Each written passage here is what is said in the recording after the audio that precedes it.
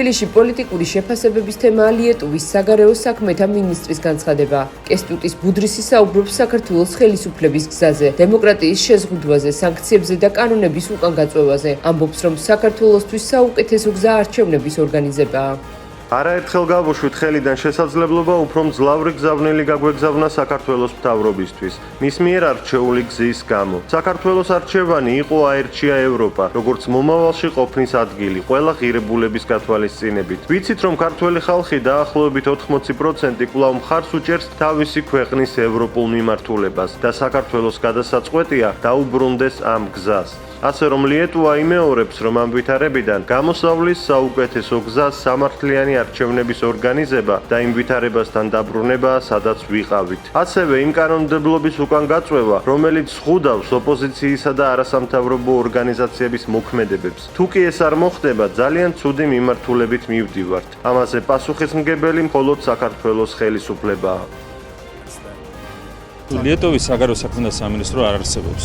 არის deep state-ის ჩვეულებრივი ქვედანაყოფი, იმდენად აქვს დაკარგული ლიეტუვას თავისი სუვერენიტეტი, რომ არავითარი დამოუკიდებელი ფასი არ აქვს, ბუნებრივია საგარეო საქმეთა სამინისტროს არავითარ განცხადებას. ეს არის ჩვეულებრივი deep state-ის ქვედანაყოფი, უცხოური აგენტურის მორიგი წარმომადგენლობა. აქედან გამომდინარე ფასი არ აქვს ამ ყველაფერს, თუმცა შემიძლია გითხრათ, რომ ლიეტუვის ხელისუფლება ვერ შეაყენებს ტრადიციულ მეგობრობას ქართულ და ლიტველ ხალხებს შორის. ხვალ პირველ კლასელთა საყოველთაო რეგისტრაცია იწყება. პროცესი 22 მაისის დილის 9 საათიდან 17 ივნისის ჩათვლით გაგრძელდება. რეგისტრაცია ვებგვერდზე registration.emi.gz-ზე წარიმართება. ელექტრონულად რეგისტრირებული მოსწავლის ჩასარიცხად აუცილებელი დოკუმენტაციის წარდგენა სკოლებში 18 ივნისიდან 27 ივნისის ჩათვლით არის შესაძლებელი. 2025-2026 სასწავლო წლის პირველ კლასში დარეგისტრირებას შეძლებენ ბავშვები, რომლებსაც 6 წელი 31 დეკემბრის ჩათვლით უსრულდებათ. ამერიკის შეერთებული შტატების პრეზიდენტმა დონალდ ტრამპმა განაცხადა, რომ დამტკიცა 135 მილიარდი დოლარის ღირებულების პროექტი ოქროს გუმბათი. ამის შესახებ ტრამპმა თეთრ სახლში ჟურნალისტებთან შეხვედრისას განაცხადა. ოქროს გუმბათი დაიცავს ჩვენ სამშობლოს, განაცხადა ამერიკის პრეზიდენტმა და აღნიშნა, რომ კანადამ გამოთქვა ამ პროგრამაში ჩართვის სურვილი. დონალდ ტრამპის თქმით, თავდაცვითი ფარი, რომლის ღირებულებაც დაახლოებით 175 მილიარდი დოლარი იქნება, უნდა ამოქმედდეს მისი უფლებამოსილების ვადის ამოწურვამდე. 2029 წლის იანვრამდე. ტრამპის ადმინისტრაციამ სამხედრო მაღალჩინოსნებს უბრძანა უზრუნველყონ, რომ ოქროს გუმბათის სამომავლო დაფინანსება აისახოს 2026-2030 წლების ახალ საბიუჯეტო ხარჯთა რიცხვაში.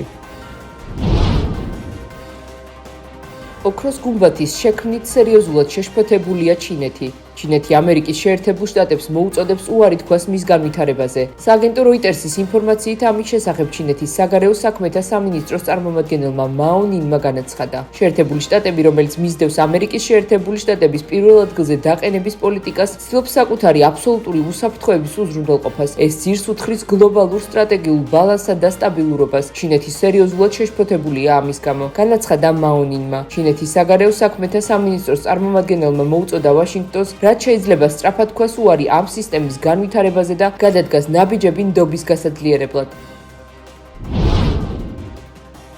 New York Times-ი უკრაინის სამშვიდობო პროცესიდან დონალდ ტრამპის დისტანცირებას არ გამორიცხავს. გამოცემა წერს, რომ უკრაინის ომზე ტრამპს ახალი პოზიცია აქვს, რომ ეს მისი პრობლემა არ არის. ამერიკის პრეზიდენტი ასევე უარზეა შეუერთდეს ევროპას რუსეთის წინააღმდეგ სანქციების გამკაცრების საკითხში. გამოცემის ცნობით დონალდ ტრამპი მიიჩნევს, რომ ომის დასრულებისთვის რუსეთმა და უკრაინამ გამოსავალი შუამავლების გარეშე დამოუკიდებლად უნდა გამონახონ.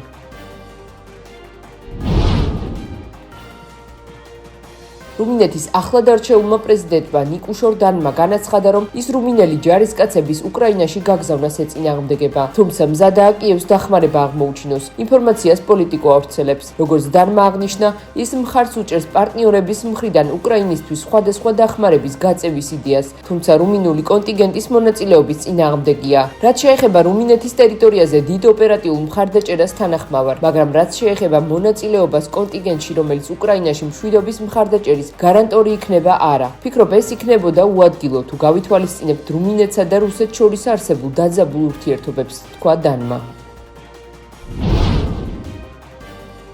ბოლო 24 საათის განმავლობაში ისრაელის თავდასხმის შედეგად ღაზაში სულ მცირე 45 ადამიანი დაიღუპა. ინფორმაციას ამის შესახებ ჰამასის მიერ მართული ღაზას ჯანდაცვის სამინისტრო ავრცელებს. ისრაელში აცხადებენ, რომ იღებენ შესაბამის ზომებს სამოქალაქო მსხვერპლის მინიმუმამდე დაყვანისთვის. ჰამასის მიერ მართული ღაზას ჯანდაცვის სამინისტრო აცხადებს, რომ 2023 წლის 7 ოქტომბრის შემდეგ ჯამში ღაზის სექტორში 53,000-ზე მეტი ადამიანია დაღუპული.